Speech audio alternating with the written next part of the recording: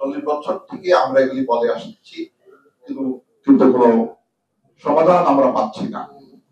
আমাদের নেতৃবৃন্দ, আমাদের রাষ্ট্রীয় যারা ক্ষমতা থাকে, যখন প্রবাসে যায় তখন আমাদের জন্য অনেক কথাই বলে, আমাদেরকে রেমিটেন্স যোদ্ধা, দেশের অন্যতম মুক্তিযোদ্ধা হিসাবে চিহ্নিত করেন, রেমিটেন্স মুক্তিযোদ্ধা হিসাবে।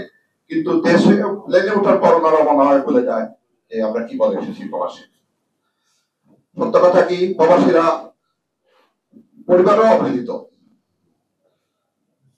এখানে যারা প্রবাসী আছেন তারা নিজেরাই দেখেন, চিন্তা করেন। আমরা কিন্তু কবির বলক বলে না, আমাদেরকে প্রবাস রেমিটেন্স যোদ্ধা না বলে কবির বলক বললে মনে হয় সবচেয়ে ভালো হবে।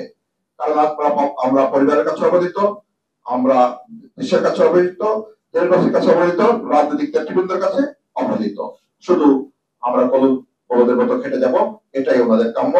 একজন প্রভাবশালী রাজনৈতিক নেতা কিছুদিন আগে একটা আলোচনা সভায় প্রবাসীদেরকে এভাবেই সম্বোধন করেছে, এভাবেই বলেছেন। আসলে উনি সত্য কথাটাই মনে হয় বলেছেন, যদিও আমরা আজকের এই সভা থেকে ওনার বক্তব্যকে তীব্র নিন্দা জানাচ্ছি। আসলে মনের কথা বলেই ফেলেছিল উনি।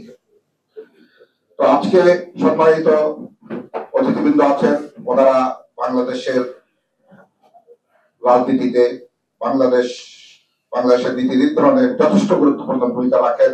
আজকে ওনাদের সম্মুখে আবার আমরা এগুলি কথা বলছি।